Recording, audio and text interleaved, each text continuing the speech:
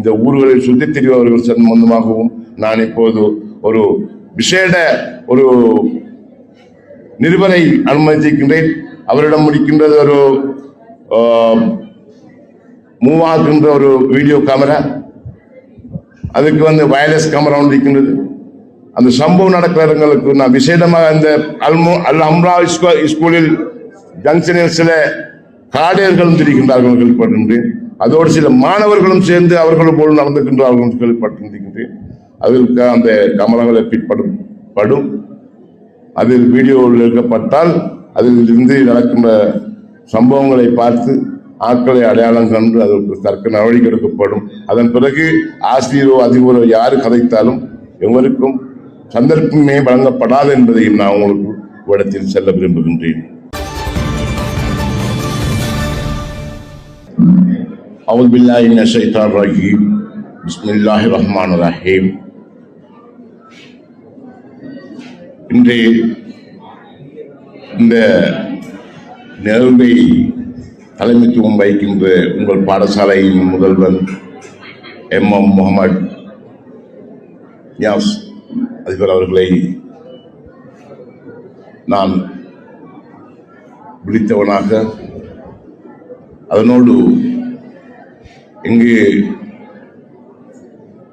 விசேட அதிதிகள் மற்றும் கௌரவ அதிதிகளாக அழைத்து வந்து இந்த முன்வரிசையில் வீட்டிருக்கின்ற உங்கள் அனைவரையும் நான் பேர் சொல்லாவிட்டாலும் உங்கள் அனைவரையும் விழித்து, அத்தோடு இப்பாடசாலையின் பிரதி அதிபர்கள், உதவி அதிபர்கள்,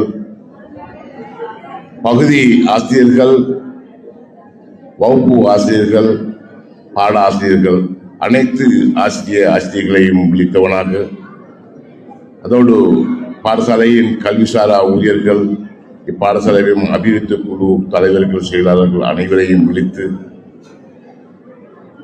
மேலும் இங்கு அலங்கரித்துக் கொண்டிருக்கின்ற எங்களது மாணவ மாணவிகள் அவர்களையும் விசேடமாக விழித்துக் கொண்டு, இந்த வாய்ப்பினை இந்த அல் அம்ரா பாடசாலை எனக்கு வழந்தமைக்கு உங்கள் அனைவருக்கும் எனது அன்பின் சலாம். அஸ்ஸலாமு அலைக்கும் வரஹ்மத்துல்லாஹி வபரகாத்துஹு. வணக்கம் ஆய்வோவன். இன்றைய தினமானது உண்மையில்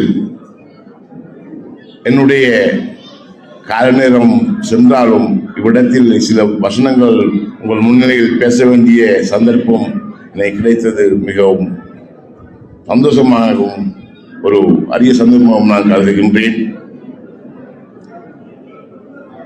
நான் இங்கிருக்கின்ற விசேட அதிதிகளையும் ஆசிரியர்களையும் தவிர்த்து எனது மாணவர்களுக்காக நான் சில வார்த்தைகள் சொல்ல வேண்டியிருக்கின்றது. மாணவர்கள் என்பவர்கள் ஒரு குடும்பத்தின் எதிர்பார்ப்பாக இருக்கின்றார்கள். அதுபோன்று ஒரு சமூகத்தின்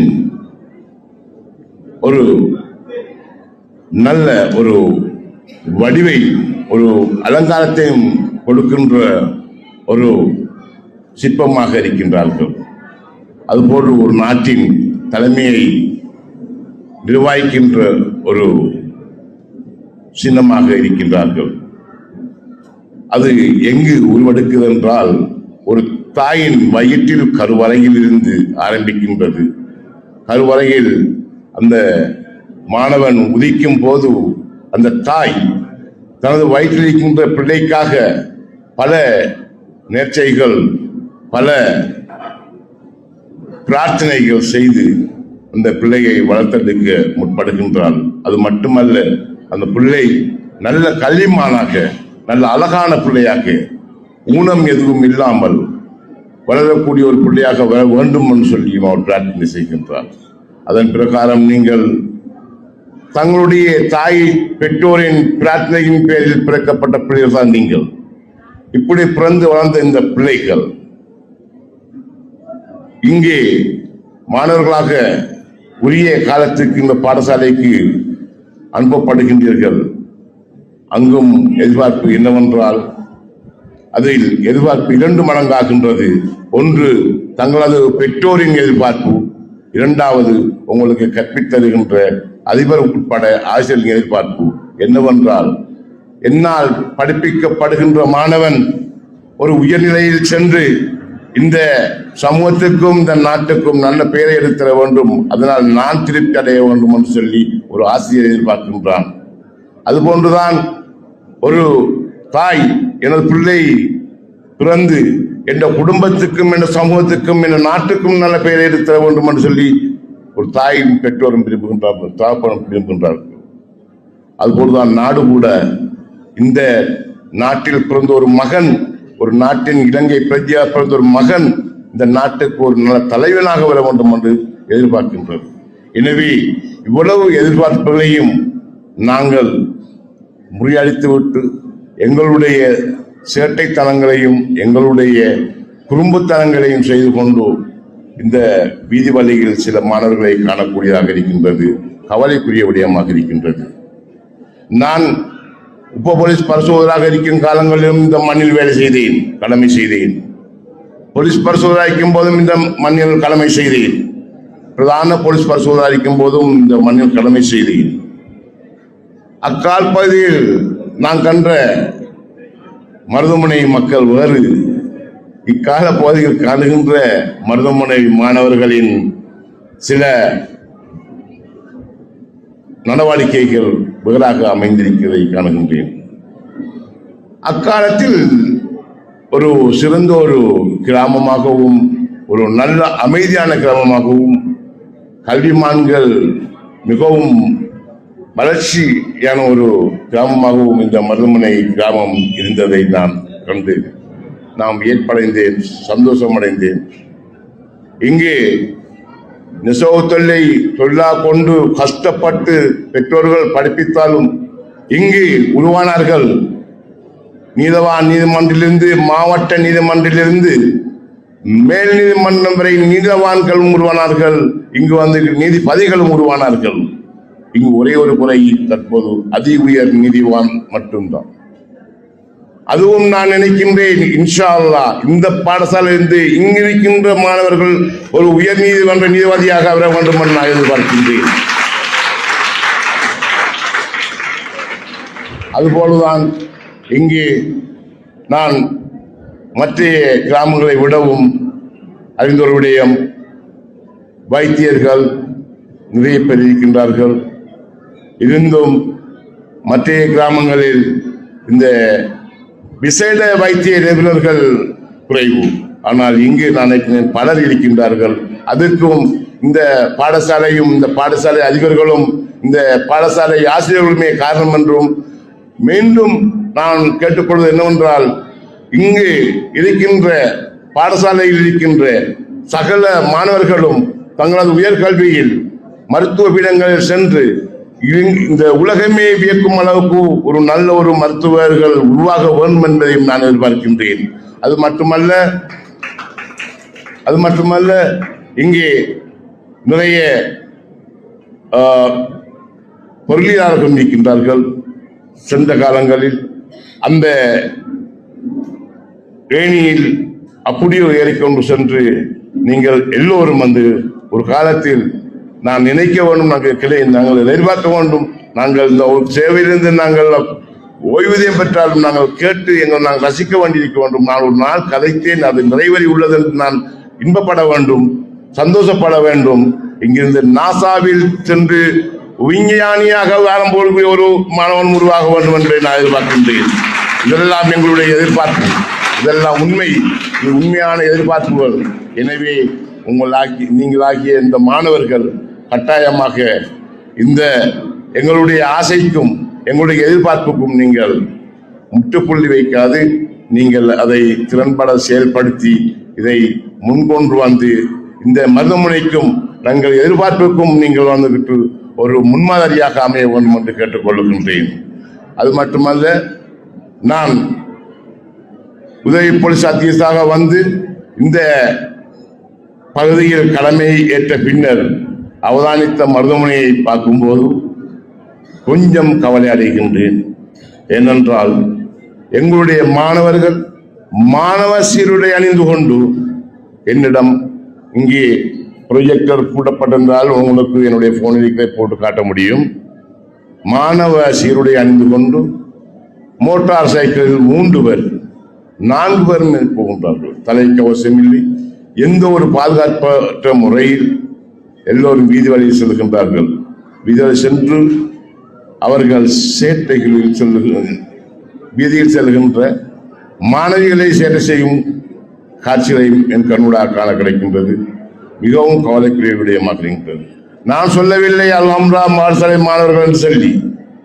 ஏதோ எங்களுடைய மாணவர்கள், எந்த பாடசாலை இருந்தாலும் மாணவர்கள் மாணவ சீருடை அணிந்து ஒன்றை செய்வதுதான் அசிங்கத்திலும் அசிங்கமாக இருக்கின்றது. எனவே தயவு செய்து உங்களுடைய நான் வேண்டிக் கொள்வது என்னவென்று சொன்னால், உங்களுடைய குடும்பத்தனங்களை விட்டு நீங்கள் விலகிக்க வேண்டும். மாணவர்கள் என்பதற்கு ஒரு வரையறை இருக்கின்றது. மாணவன் எப்படி இருக்க வேண்டும் என்று இருக்கின்றது. அதற்கேற்றவாறு மாணவன் இருக்க வேண்டும். மாணவனத்தில் எங்கு ஒழுக்கம் இல்லையோ அவனிடத்தில் கல்வி இருக்காது. மாணவன் எங்கு வந்து நல்ல நடைமுறை இல்லையோ அவனிடத்தில் கல்வி இருக்காது. இப்படியாக எதை எடுத்தாலும் மாணவன் வந்துகிட்டு முன்மாதிரியாக இருக்க வேண்டும். இல்லையே அவனிடத்தில் கல்வி என்பது கடைசி வரையும் இருக்காது. இன்று எங்களுடைய விசேட அதிகாக வந்தவர் சொல்லியிருந்தார் ஒரு உளவியந்திர கதை. உண்மையில் அது முற்றிலும் உண்மை. நாங்கள் தேர்ந்தெடுக்கும் வழியே எங்களுக்கு வழிகாட்டும் தவிர நாங்கள் நினைக்கக்கூடாது பணத்தினாலோ அல்லது வேறு எதினாலோ எதையும் வேண்டிக் கொள்ள முடியும் என்று சொல்லி. இன்றைக்கு எத்தனையோ பணம் படைத்த பெரிய பொருளாதாரம் உள்ள தாய் தாப்பன் பிள்ளைகள் சீரழிந்து போயிருக்கின்றது. எத்தனையோ தாப்பன்கள் என்னிடம் வந்து அவர்கள் தொலைபேசி காய்க்கின்றார்கள். இந்த பிள்ளை திருத்துவதற்கு ஒரு வழியை சொல்லுவார்கள். நிறைய வழிகள் இருக்கின்றது. ஆனால் உங்களை போல் இந்த பால்முகம் மாறா உங்களை நாளைக்கு நீதி முன் நிறுத்தி இந்த மறியலில் அடைப்பது, விளக்க மறியலில் அடைப்பது, புனர்வாழ்வுக்கு அனுப்பதை நாங்கள் ஒருபோதும் விரும்ப மாட்டோம். எனவேதான் சொல்லுகின்றோம், தயவு செய்து அந்த நிலைக்கு எங்களை தள்ளிவிட வேண்டாம். மாணவராகிய நீங்கள் அனைவரும் அந்த உங்களுடைய தாய் தாப்பன் மற்றும் உங்களுடைய ஆசிரியர்கள் சொல்லுகின்றதை கேட்டு அதன்படி நடக்க வேண்டும். தற்போது இன்றைய தினம் நடந்த இந்த நிகழ்வில் இந்த பாடசாலையின் மாணவ தலைவி மற்றும் மாணவ தலைவன் என நாங்கள் ஒரு அடையாள அட்டையும் சின்னத்தையும் கொடுத்து அவங்களுக்குரிய அந்த பதவி படிவத்தையும் கொடுத்துள்ளோம். ஆனால் அது கையில் எடுத்து அணிந்து இவ்விடத்தில் எங்களுக்கு புகைப்படம் எடுப்பதற்கு மட்டுமல்ல, எங்கு இருக்கின்ற அதிபருக்கும் மற்றைய ஆசிரியர்களுக்கும் எங்கே ஒழுங்காற்று நடவடிக்கையில் ஈடுபடுகின்ற ஆசிரியருக்கும் ஒத்தாசையாக இருக்க வேண்டும். இந்த மாணவர்கள் இங்கு இருக்கின்ற குடும்பத்தன மாணவனை தன்னுடைய நல்ல மாணவனாக மாற்றக்கூடிய பண்பு உங்களுடன் நிற்க வேண்டும். வந்துட்டு இந்த மாணவர்களுக்கும் ஆசிரியருக்கும் இருக்கின்ற ஒரு பாலமாக நீங்க அமைய வேண்டும். வந்துட்டு முரண்பாடுகளில் விட்டும் பிள்ளைகளை நீங்கள் திருத்தி எடுக்க வேண்டும். ஒரு கீழ்ப்படி மாணவனை பண்ணால் முன்மாதிரிக்கு கொண்டு வர நாம் சென்று கொள்ள வேண்டும்.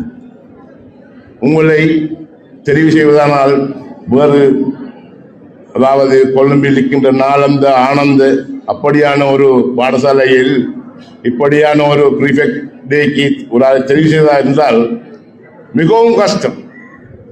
அவருக்கு பல பரீட்சைகள் வைத்து, நேர்ம பரீட்சைகள் வைத்து அவருடைய பாடவிதானை மற்றும் வெளிப்பாடவிதானைகளில் சகல பெறுபவர்களையும் பார்த்து அதுக்கேற்றவாறு தான் அவருக்கு அதிலும் போட்டு சில மாணவர்கள் இருக்கிறார்கள் 100க்கு 100 எடுத்திருப்பார்கள் பலர். அதில் யாரை தெரிவு செய்கின்ற போட்டி என்று இப்படியான நிலைமையில் தான் அங்கு தெரிவு செய்வார்கள். அது மிகவும் பெருமதியான இந்த தொழில், அதாவது இந்த பதவி மாணவ தலைவன் என்பது கவலை என்னன்னு சொன்னால் எனக்கு கூட கிடைக்கவில்லை. அந்த காலத்தில் எனக்கு கூட கிடைக்கவில்லை. ஆசைப்பட்டோம், முயற்சி செய்தோம், கிடைக்கவில்லை. காரணம் ஏன்? அப்படி எங்கள் காலத்தில் மிகவும் கஷ்டம் எடுத்துக்கொள்வது. இங்கே இருக்கின்ற நீங்கள் லேசா சிறிது ஒன்று கையில் உங்களுடைய சின்னத்தை ஏந்தி கொண்டிருக்கின்றீர்கள். ஆனால் இதுக்கு ஏற்றவாறு உங்களுடைய பொறுப்பை நீங்கள் ஏற்றுக்கொள்ள வேண்டும். இந்த பாடசாலையில் சக மாணவர்களை திருத்துவதும், சக மாணவ நல்லொழுக்கங்களை பற்றி அவதானிப்பதும், சக மாணவர்களுக்கு நல்ல ஒழுக்கங்களை கற்றுக் கொடுப்பதும் உங்களுடைய தலையாய கடமையாக இருக்க வேண்டும். தவிர நாங்கள் பிரிஃபெக்ட் என்று சொல்லி அதிகாரம் காட்டுவதற்கோ அல்லது எங்களுடைய அதிபர் ஆசிரியர்களுக்கு வந்துட்டு விரோதமாக கதைப்பதோ அல்லது வேறு விதமான ஒரு விருந்தாவிதம் பேசுவதற்காகவோ அல்ல. இது இந்த அதிபருக்கும் ஆசிரியர்களுக்கும் ஒழுங்காற்றாதிகளுக்கும் உதவியாக உங்களை படைக்கப்பட்ட ஒரு அணி. இந்த அணி சரியான முறையில் இயங்கினால்தான் இந்த பாடசாலையில் இருக்கின்ற அனைத்து பிள்ளைகளும் அந்த ஒழுங்காக இயங்கும். உங்களுக்கு தலையாய கடமை ஒன்றிருக்கிறது. பாடசாலை கலையும் போது, அதுபோல் காடுகளை வரும்போது, அதுபோன்று பாடசாலை உள்நடத்தைகள் அனைத்தையும் அவர்கள் செவ்வன அழகான முறையில் நடத்துவதற்கு நீங்கள் ஒத்தாசையாக இருக்க வேண்டும். இந்த பாடசாலை தவிர நான் அவதானித்த வகையில் சிலர் பிரிஃபெக்டை மறந்தும் தாம் குடும்பத்தான் காட்டும் சிலர் பிரிஃபெக்டும் இருக்கின்றார்கள். அப்படியானவர்களை அதில் நீங்கள் இப்போ தற்போது செய்த சத்திய பிரமாணத்தை முடியாத சமானமாக இருக்கும். எனவே அவரை உடனடியாக நான் அதிபருடன் கேட்டுக்கொள்வது, அப்படியான ஒரு குழந்தை இருந்தால், மாணவன் இருந்தால் உடனே அதை அகற்ற வேண்டும். அகற்றி அவருக்குரிய தக்க நடவடிக்கை எடுக்க வேண்டும் என்பதை கேட்டுக்கொள்ள முடியும். எக்ஸ் என்கின்ற ஒரு பாடசாலை, நான் ஒரு கதையை உங்களுக்கு சொல்லி முடிக்க விரும்புகின்றேன். நேற்றைய தினம் சம்பவம், அனைவரும் மாணவர்களை கேட்டுக்கொள்ளுங்கள். நேற்று நடந்த ஒரு சம்பவம். எக்ஸ் என்கின்ற ஒரு பாடசாலை, என்னுடைய கல்முனை பிராந்தியத்தில் எக்ஸ் என்கின்ற ஒரு பாடசாலையில் ஒரு ஆசிரியை வந்து தன்னுடைய பிளாக் போர்டில் பாடத்தை கற்பித்து எழுதி கொண்டிருந்தார். ஒரு சிறுவன், ஒரு மாணவன் எழும்பி அனுமதி கேட்டு வகுப்புக்கு வெளியே செல்வதற்காக செல்லும் போது அவளுக்கு விஷயம் சொல்வதற்கு அசிங்கமாக இருக்கின்றது. சிறுவர்கள் இருக்கின்றார்கள். டீச்சரின் பின்பக்கம் கையால் தட்டி கொண்டு போயிருக்கிறார். டீச்சர் உண்மையிலே அவதானித்தா, ஆனால் அவர் நினைத்தது பொடியன்னு கை தவறுதலா பட்டு. அது சீனே இல்லை, பிரச்சனையும் இல்லை, முடிஞ்சிடும். அதே மாதிரி அதே வகுப்புல ஒரு பொடியன் இன்னும் ஒரு டீச்சருக்கும் அதே மாதிரி நடந்தீங்க. அதுவும் பொருட்படுத்தாமல் விடப்பட்டது. ஏன்?